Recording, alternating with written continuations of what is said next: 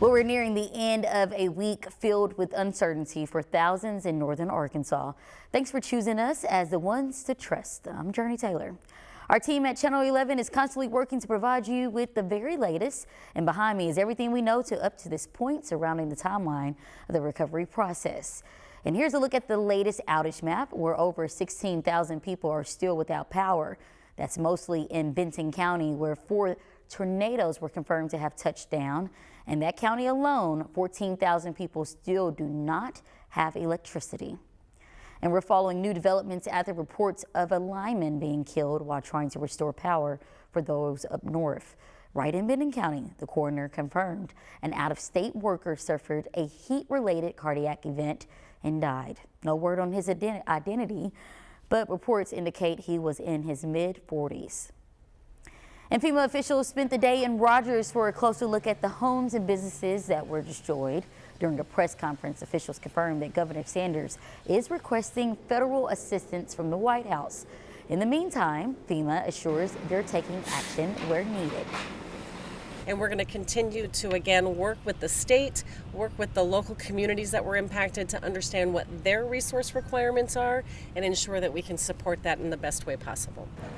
The Arkansas National Guard is on alert, providing aid to storm victims most impacted, all at the request of Governor Sanders.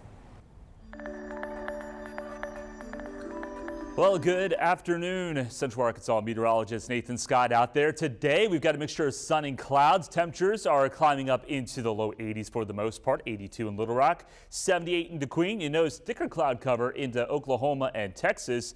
And we do have a system that I'm watching. It is producing some showers and thunderstorms rolling through parts of Oklahoma into northeast Texas. This is a complex of storms, and that'll make its way into Arkansas late this afternoon into West Arkansas. But here in Central Arkansas, a good chunk of our Thursday will stay on the dry side. Here's future clouds and radar. Notice those showers and thunderstorms charging their way to the east. Here's 7 o'clock, so a large part of the state is still on the dry side. But the chance of showers and thunderstorms will be going up through the course of the evening into tonight. We're not really expecting any severe weather, but there could be a strong storm that may try to produce some gusty winds, maybe some small hail, also some locally heavy rainfall. We're entering in another active weather pattern. More showers and thunderstorms are in the forecast for your Friday and also into the weekend. I'll have all the details you need to know coming up.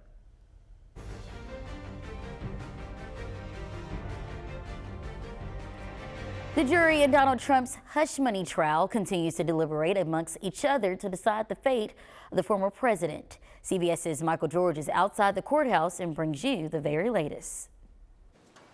Former President Donald Trump expressed his frustration as he returned to a Manhattan courtroom where a jury is deciding his fate. Here we go again. We'll be here, it looks like a long time. Thank you. The jury requested to rehear jury instructions and portions of testimony from David Pecker, the former publisher of the National Enquirer, and Michael Cohen, Trump's one-time fixer.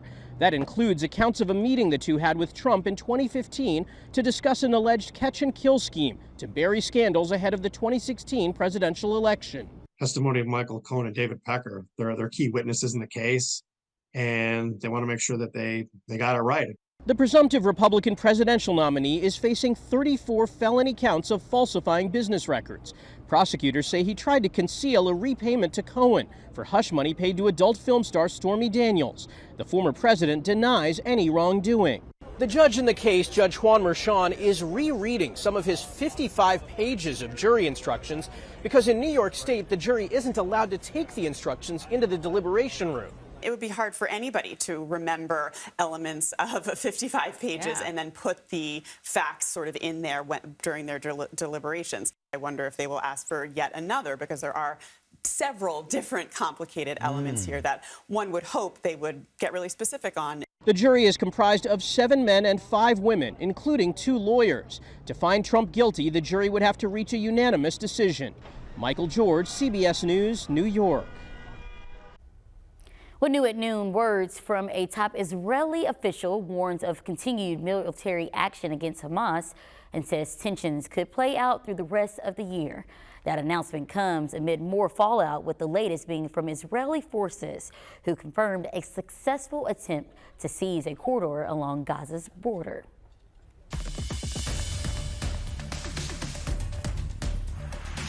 We're learning more about the efforts of State Attorney General Tim Griffin that challenges a new gun law. The rule change would expand the number of people needing to have a license in order to partake in the gun dealing business, a move the Attorney General hopes to stop with a lawsuit.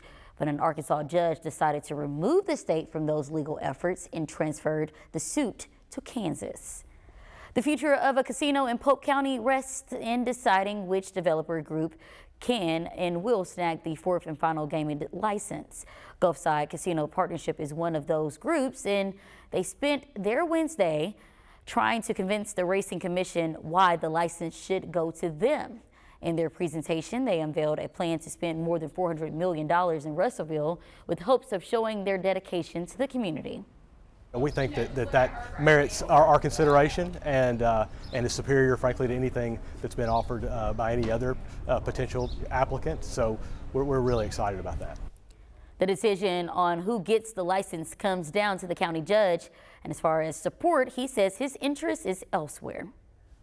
I don't anticipate issuing any more letters of support. I'm satisfied with the relationship that Cherokee Nation Business has built within the community over the last 5 years.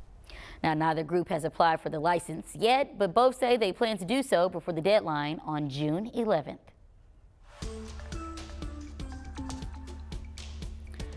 Lake Catherine is closing to the public with hopes of making improvements to the water's quality. The creek is usually a site for families to enjoy time on the water or even a picnic with the family, but that's changing because of a manhole that fills the area with overflowed sewage. To make matters worse, E. coli levels are up, so out of caution, the property owner wants people to stay away until improvements are made. There's a lot of people that from out of town that may actually park up there and come down here and wade in the water. The Department of Energy says they're working to clean the area in addition to monitoring the levels of E. coli. There's going to be a new option for medical resources in Whitehall as they open the doors to their new specialty hospital. The behavioral health facility is just off exit 32 along I-530 and will be used to treat patients who suffer from strokes, brain injuries, spinal issues, and much more. The hospital offers 40 beds for people exploring rehabilitation and 36 for behavioral health patients. Staying in the community, the Arkansas MLK Commission is hosting their post-Memorial Day free food giveaway. It's happening as we speak and runs until 2 o'clock this afternoon at the Commission office on Broadway Street. You need to act fast, though, as supplies may run out sooner than you anticipate. The summer months means there's an increased risk for teens taking the wrong path. Coming up, why you need to be aware and ways to stop it from happening.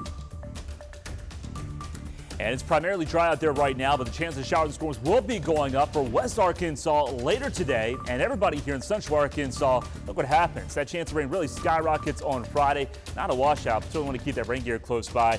And it continues into the weekend. How about temperatures? What can we expect?